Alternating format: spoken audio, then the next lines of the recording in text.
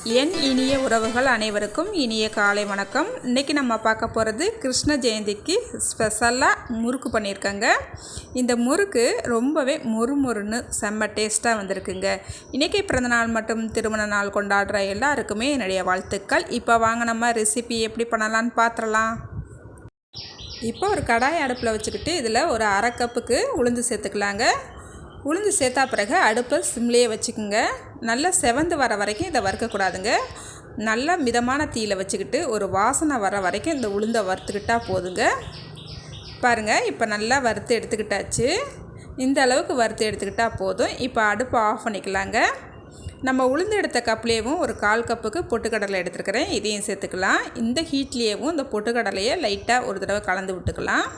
பாருங்கள், இதை ஆறவும் நல்லா வலுவலுன்னு பவுடராட்டும் நல்லா அடித்து எடுத்துக்கலாங்க இந்த மாவை. அப்போ தான் நல்லாயிருக்கும். இப்போ ஒரு பாத்திரத்தை எடுத்துக்கலாங்க. இந்த பாத்திரத்தில் 2.5 கப்புக்கு பச்சரிசி மாவு சேர்த்துக்கிறேன். இது புட்டரிசி மாவு தாங்க சேர்த்துருக்குறேன். புட்டரிசி இடியாப்பம் பண்ணுவோம்ல, அந்த மாதிரி மாவு தான் சேர்த்துருக்குறேன். நம்ம உளுந்தம்பருப்பு எடுத்த கப்புலேயே தான் எடுத்துருக்குறேன். இப்போ நம்ம உளுந்தம்பருப்பு பொரிகள்லேயும் நல்லா மாவை அடித்து எடுத்து சளிச்சும் எடுத்துக்கிட்டேங்க. கண்டிப்பாக சளிச்சு எடுத்துக்கிறணும். இப்போ இதையும் சேர்த்துக்கலாங்க. இப்போ இதுக்கு தேவையான அளவு உப்பு சேர்த்துக்கலாம். பாருங்கள், இப்போ ஒரு அரை ஸ்பூனுக்கு ஓமம் எடுத்துருக்கிறேன். இந்த ஓமத்தை நல்லா உள்ளங்கைக்கு மாற்றிக்கிட்டு இந்த மாதிரி கசக்கிட்டு இந்த மாதிரி சேர்த்துக்கலாங்க. இப்போ ஒரு அரை ஸ்பூனுக்கு கருப்பு எள்ளு எடுத்துருக்கிறேன். இதையும் சேர்த்துக்கலாம். இப்போ பெருங்காயத்தை நல்லா கட்டி பெருங்காயத்தை எடுத்து நல்லா தண்ணி ஊற்றி இந்த பெருங்காயத்தை ஊற வச்சுருக்கிறேன். இந்த பெருங்காய தண்ணியை இதில் சேர்த்துக்கலாங்க. உங்கள்கிட்ட இந்த மாதிரி கட்டி பெருங்காயம் இல்லைன்னா தூள் பெருங்காயம் கூட ஒரு அரை ஸ்பூனுக்கு சேர்த்துக்குங்க. இந்த மாதிரி கட்டி பெருங்காயத்தை நம்ம இந்த மாதிரி சேர்க்கும் போது நல்லா வாசமாக இருக்கும். இப்போ இதில் ஒரு குழிக்கரண்டிக்கு நல்ல எண்ணெயை நல்லா ஹீட் பண்ணி வச்சுருக்கிறேன். இந்த எண்ணெயை சேர்த்துக்கலாம். சேர்த்துட்டு ஒரு கரண்டி வச்சு நல்லா இந்த மாதிரி கலந்து விட்டுக்கலாம். எண்ணெய் ஹீட்டாக இருக்கும், அதனால் கையை உடனே உள்ளே விட்டுற வேண்டாம். இந்த மாதிரி நல்லா கலந்து விட்டுட்டு அதுக்கப்புறம் நம்ம கையை வச்சு இந்த மாவோட எல்லா பக்கமும் இந்த எண்ணெய் படுறாப்புல நல்லா கலந்து எடுத்துக்கலாங்க. பாருங்கள், நல்லா அந்த மாவை கலந்து எடுத்துக்கிட்டாச்சு. இதுக்கப்புறம் நம்ம கொஞ்சம் கொஞ்சமாக தண்ணி ஊற்றி இந்த மாவை பிசைஞ்சு எடுத்துக்கலாம். தண்ணி அதிகமாக சேர்த்துறாதீங்க, கொஞ்சம் கொஞ்சமாக தண்ணி சேர்த்துக்கலாம். மாவோட பதம் நம்ம முறுக்குக்கு கரெக்டாக இருந்தால் தான் நம்மளுக்கு முறுக்கு போடும் போது நல்லா மொறுமொறுன்னு வரும், சூப்பராக இருக்குங்க. எல்லாமே கரெக்டாக இதில் பண்ணால் தான் முறுக்கு நம்மளுக்கு செம்மையாக வரும். கொஞ்சம் கொஞ்சமாக தண்ணி ஊற்றி இந்த மாதிரி நல்லா பிசைஞ்சு எடுத்துக்கலாம். பாருங்கள், மாவை நல்லா பிசைஞ்சு எடுத்துக்கிட்டாச்சு. இந்த அளவுக்கு பிசைஞ்சு எடுத்துக்கிட்டால் போதும். பாருங்கள், விரல் வச்சு நம்ம அமுக்கணும்னா இந்த மாவு இந்த மாதிரி நல்லா உள்ளே போகணும். இதுதான் கரெக்டான பதம். இந்த அளவுக்கு பிசைஞ்சுக்கிட்டால் போதுங்க. பாருங்கள், நம்ம மாவு எடுத்த கப்பு இல்லையா, அதில் 3 கப்புக்கு எனக்கு தண்ணி தேவைப்பட்டுச்சுங்க. ஒவ்வொரு மாவுக்கும் ஒவ்வொரு மாதிரி தண்ணி தேவைப்படும். பார்த்து சேர்த்து நீங்கள் பிசைஞ்சு எடுத்துக்கோங்க.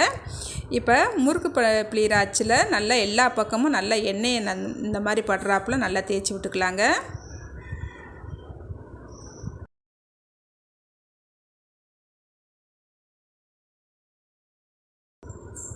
இப்போ மாவு எடுத்து உள்ளே சேர்த்துக்கலாங்க. உருண்டையாக எடுத்து பாருங்கள் இந்த மாதிரி சேர்த்துக்கலாம். ரொம்ப மேலே வரைக்கும் சேர்த்துறாதீங்க, அமுக்கிறதுக்கு நம்மளுக்கு கஷ்டமாக இருக்கும். ஓரளவுக்கு சேர்த்துக்குங்க. பாருங்கள், இந்த அளவுக்கு சேர்த்துக்கிறணும். அப்போ தான் நம்மளுக்கு பிழியறதுக்கு ஈஸியாக வரும். இப்போ ஒரு தட்டில் இந்த மாதிரி நல்லா பின்னாடியெல்லாம் நல்லா எண்ணெய் தடவி வச்சுருக்கிறேன். இப்போ இதில் நம்ம பிழிஞ்சு விட்டுக்கலாம். பாருங்கள், அடுத்து இன்னொன்றுலையும் பிழிஞ்சு கட்டுறேங்க. இங்கே பாருங்கள், இதே போல் பிழிஞ்சிக்குங்க. பிழியறதுக்கு கொஞ்சம் ஈஸியாக தான் இருக்கும், ரொம்ப கஷ்டமாலாம் இருக்காது. இப்போ ஒரு கடாயில் நல்லா எண்ணெயை ஹீட் பண்ணி வச்சுருக்கிறேன். இதில் கொஞ்சமாக மாவை உள்ளே போட்டு பார்க்கலாங்க. இப்படி மாவை உள்ளே போட்ட உடனே மாவு மேலே எலும்பி வரணும். இதுதான் எண்ணெயை கரெக்டான பதத்தில் இருக்குன்னு அர்த்தங்க. இப்போ நம்ம பிழிஞ்சு வச்சுருக்கிற மாவுகளை உள்ளே சேர்த்துக்கலாம்.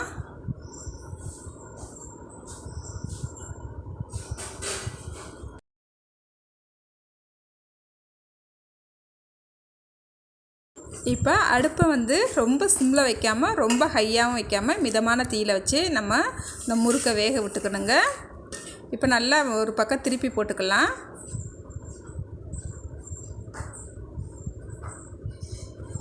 இப்போ நம்மளுக்கு 2 பக்கமும் நல்லா முறுக்கை திருப்பி போட்டு சூப்பராக வெந்து வந்துருச்சுங்க. இப்போ முறுக்கை எடுத்துக்கலாம்.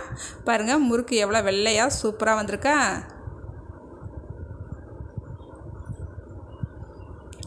இது போல் எல்லா முறுக்கையும் நான் பிழிஞ்சு எடுத்துக்கிறேங்க. பாருங்கள், நம்மளுக்கு முறுக்கு ஃபுல்லாகவே ரெடி ஆயிடுச்சு. நான் இன்றைக்கி எடுத்துக்கிட்ட மாவுக்கு எனக்கு ஒரு 30 முறுக்கு வந்துச்சுங்க. ரொம்பவே சூப்பராக வந்திருக்கு. இங்கே பாருங்களேன். நம்ம வீட்டு குழந்தைகளுக்கு இது போல் செஞ்சு கொடுங்க. கடையில் போய் வாங்கி கொடுக்காம வீட்லேயே செஞ்சு கொடுக்கும்போது நம்மளுக்கும் ஒரு சந்தோஷமாக இருக்கும். இங்கே பாருங்கள் எவ்வளோ மொறுமொறுன்னு இருக்குன்ட்டு. வாசமும் சூப்பராக இருக்குங்க, டேஸ்ட்டும் சூப்பராக இருக்குது. நீங்களும் இது மாதிரி அளவுகளோட இந்த முறுக்கை ட்ரை பண்ணி பாருங்கள். ட்ரை பண்ணிவிட்டு எப்படி வந்துச்சுன்னு மறக்காமல் கமெண்ட்டில் சொல்லுங்கங்க.